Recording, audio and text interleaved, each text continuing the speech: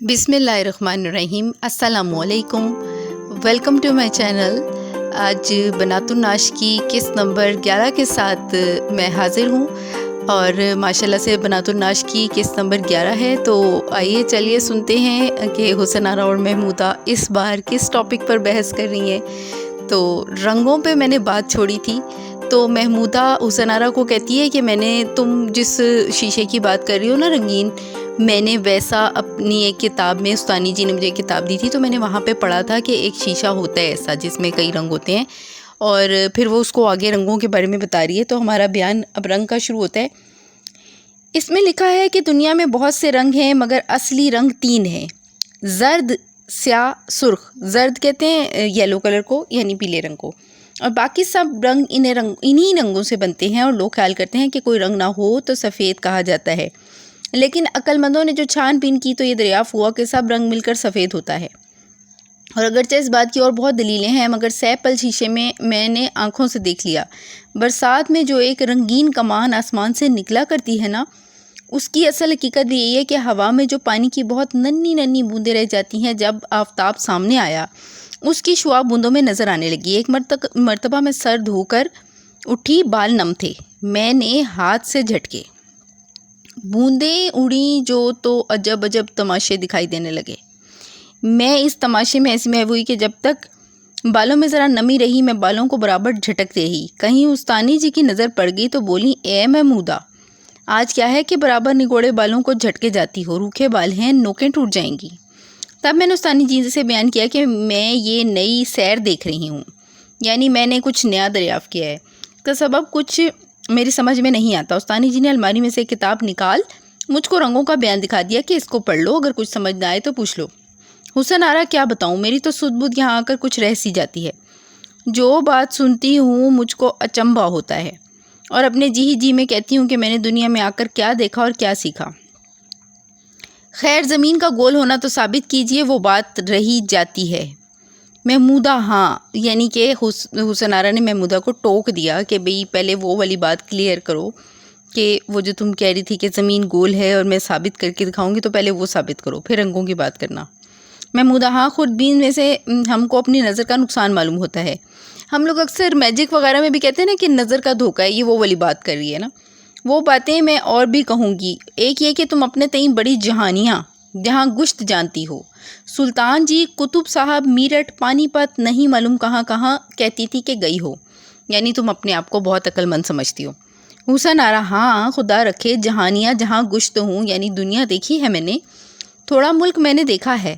باہر میدان میں صاف نظر آتا تھا کہ تھوڑی دور چل کر زمین آسمان کے کنارے سے مل گئی ہے۔ مجھ کو کیا سب کو ایسا ہی دکھائی دیا کہ آسمان سرپوش کی طرح زمین پر ڈھکا ہوا ہے؟ میں تو جانتی ہوں کہ کوئی شہر میرے دیکھنے سے نہیں چھوٹا۔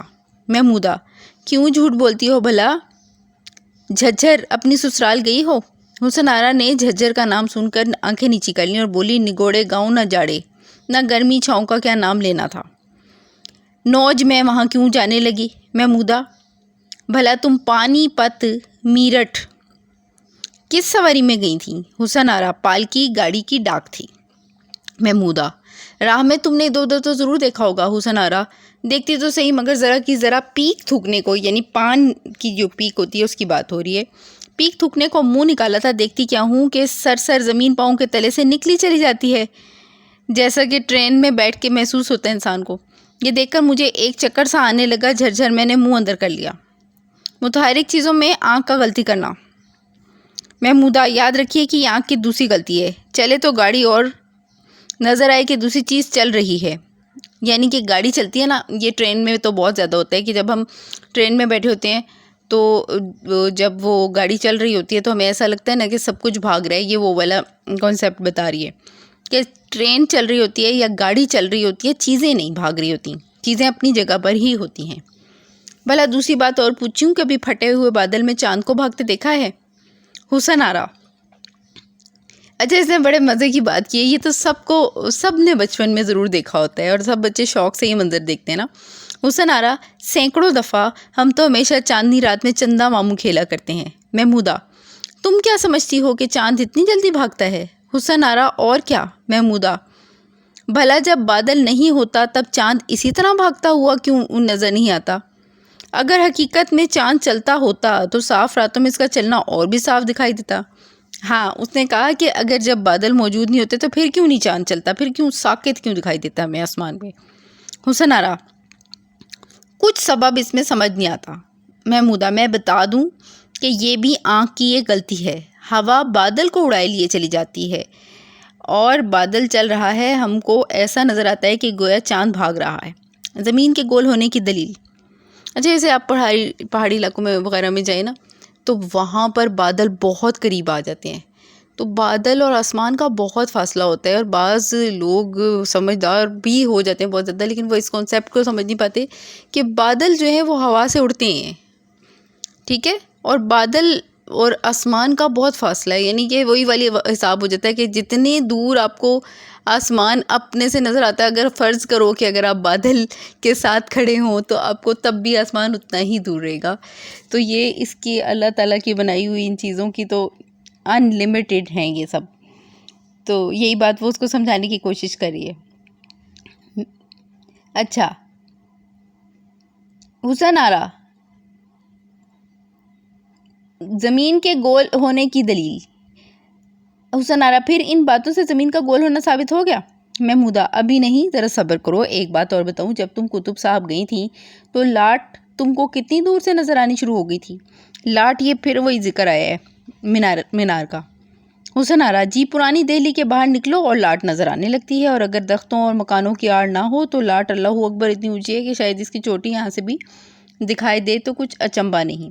جیسے لاہور شہر میں مینار پاکستان کافی دور سے دکھائی دینا شروع ہو جاتا ہے، اب تو خیر رش بہت ہو گیا شہر میں۔ محمودہ: صرف چوٹی؟ حسن آرا: اور کیا آپ چاہتی ہیں کہ گھر بیٹھے ساری لاٹ دیکھ لوں؟ محمودہ: نہ دیکھ لینے کا سبب؟ حسن آرا: سبب یہی دوری، اور کیا؟ محمودہ: دوری کی وجہ سے لاٹ بلا سے چھوٹی دکھائی دے، مگر ساری دکھائی تو دے، اس کا کیا سبب ہے کہ پہلے صرف چوٹی دکھائی دے، اس کا نیچے کا دھڑ کہاں غائب ہو جاتا ہے؟ حسن آرا: کچھ کسی چیز درخت وغیرہ کی آڑ پڑتی ہوگی۔ محمودہ: آڑ تو پڑتی ہے، مگر درخت کی آڑ ہوتی تو درخت تو نظر آتا۔ میں ابھی تو قطب صاحب 6-7 مرتبہ سے کم نہیں گئی۔ ہمایوں کے مقبرے سے آگے اچھا خاصا کف دست میدان پڑا ہے، اور ناک کی سیدھ میں لاٹ کی جڑ میں سڑک لگی ہے۔ لاٹ پر کیا موقوف ہے؟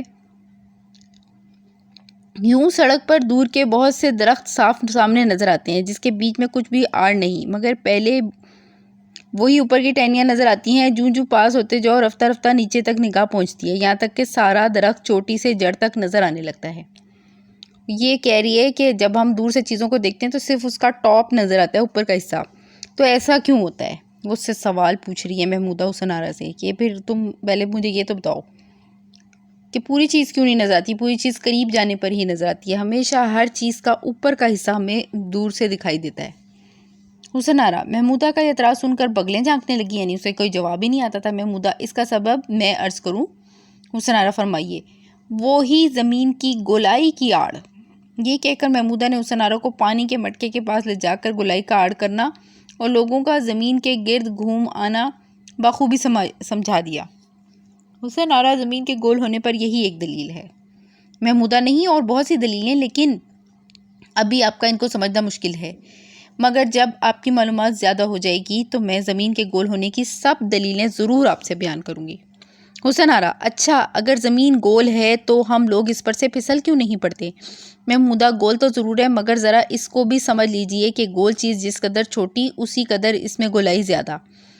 مثلاً رائی کا دانہ، چنے کا دانہ، بیر، آڑو، آب خورا، ٹھلیا، مٹکا، گنبد، گول تو سب ہیں، مگر چیز چھوٹی کی گولائی فوراً ظاہر ہو جاتی ہے۔ بیر میں سے ناخن برابر چھلکا بھی تو گول ہوگا، اور بڑے مٹکے میں سے آپ کے ایک بالش کی برابر بھی ٹھیکرا توڑ لیا جائے تو سپاٹ کھپرا معلوم ہوگا۔ بھلا ایک اچھا گول بیر انڈے پر رکھنا چاہو تو لاکھ حکمت کرو، ہاتھ ہٹایا اور گرا، لیکن مٹکے پر جس جگہ چاہو 10-15 بیر رکھ دو۔ جب مٹکے کا یہ حال ہے تو گنبد کا اس سے زیادہ، اور زمین تو ان مٹکوں اور گنبدوں کے آگے خدا جانے کے کروڑوں کے لاکھوں دفعہ بڑی ہے، اور جب کشش زمین ہم کو تھام رہی ہے تو ہم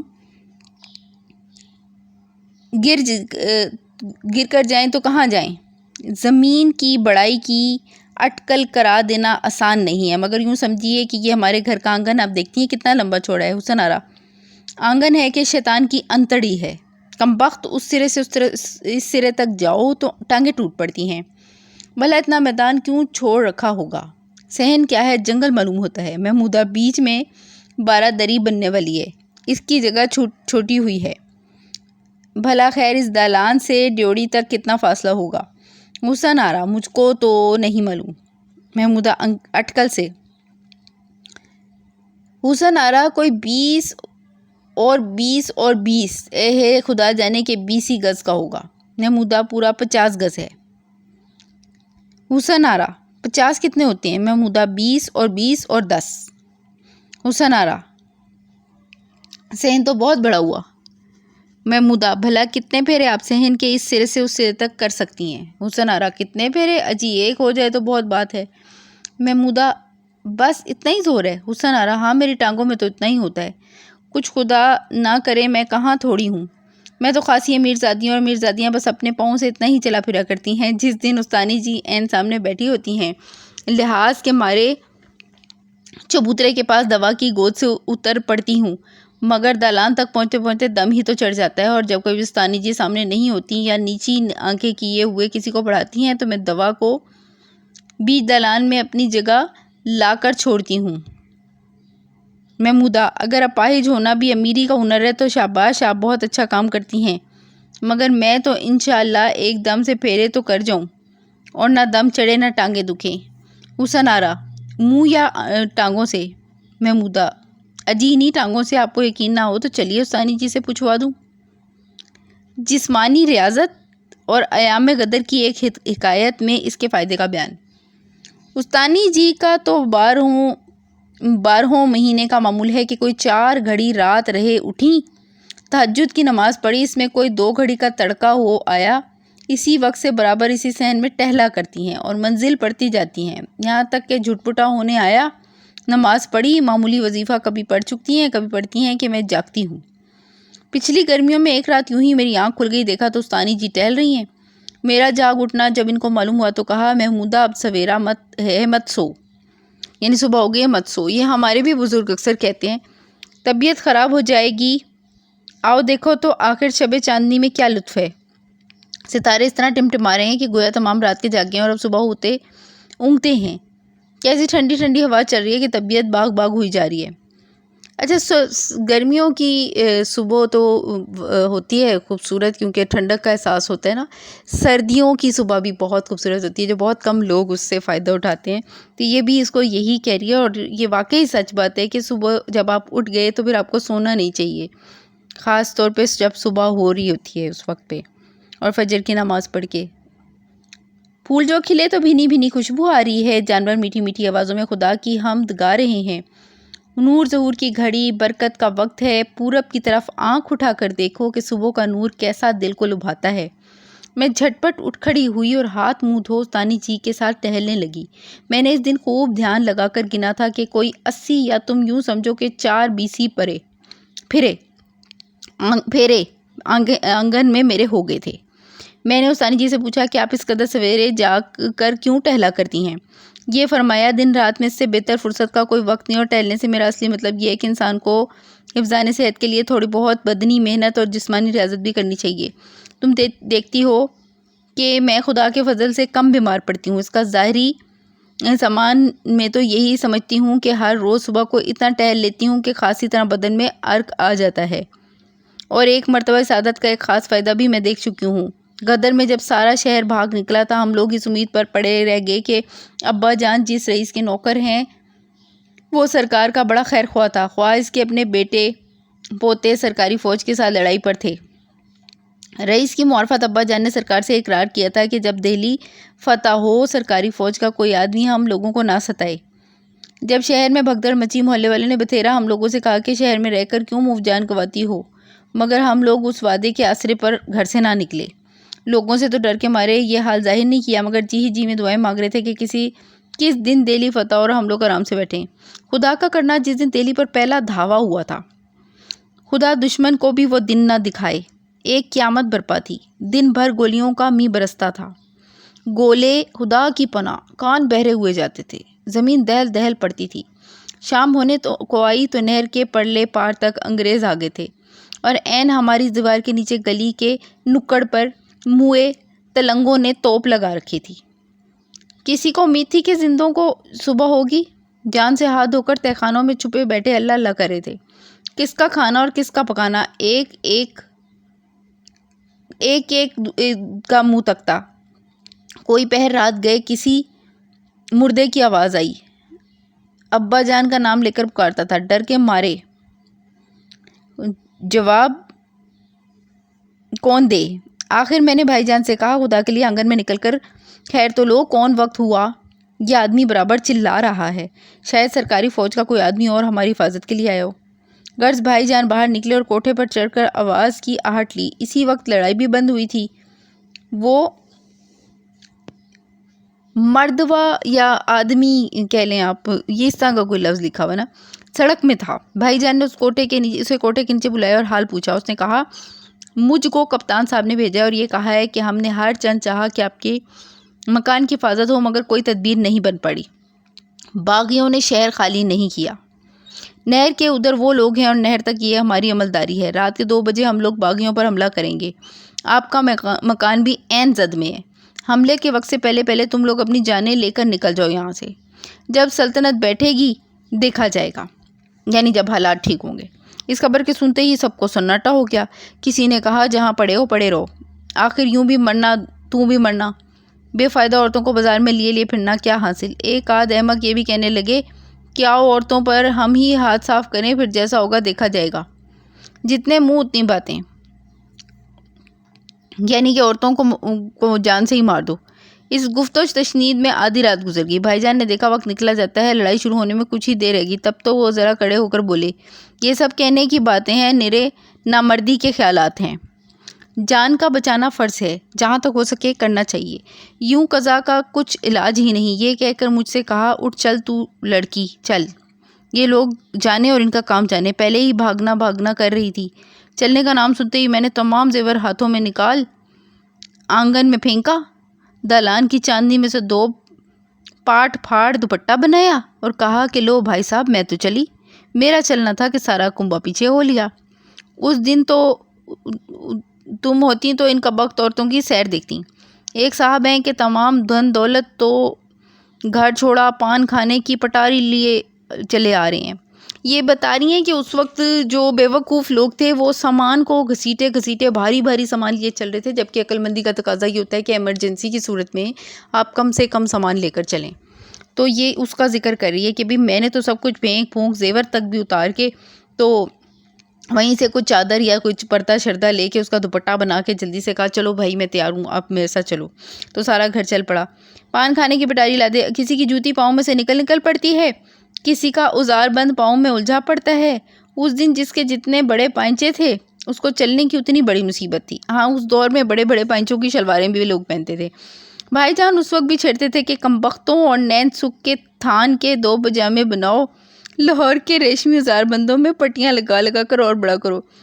یعنی کہنے کا مطلب ہے اور نخرے اور نوابوں والے کپڑے پہن کے پھرو۔ تو اس کے بھائی جان بھی ان کا مذاق اڑا رہے تھے اور ٹھیک ہی اڑا رہے تھے کہ ظاہر سی بات ہے کہ ان کی پھر جو حالت تھی، اور یوں بھی رستہ نہیں چلتا تھا مگر من بھر کے پہنچے، 2 قدم چلے اور گرے۔ خدا کر کے صبح ہوتے کاغذی محلے تک پہنچے۔ یہاں کیا ٹھکانا تھا، انگریز کہتے تھے کہ قلعہ لیں تو آج لیں۔ جو ہی پنچکیوں کو برابر آئے دیکھا، سینکڑوں ہزاروں گورے اور سکھ کتار باندھے چلے آتے ہیں۔ دیکھتے کے ساتھ دم ہی تو فنا ہو گیا۔ مٹھائی کے پل کی طرف پھر بھاگے۔ بیچاری عورتوں کا برا حال تھا۔ ایک بیوی تو سڑک پر لیٹ گئی کہ مجھ سے تو آگے چلا نہیں جاتا، خدا کے لیے مجھ کو یہیں رہنے دو۔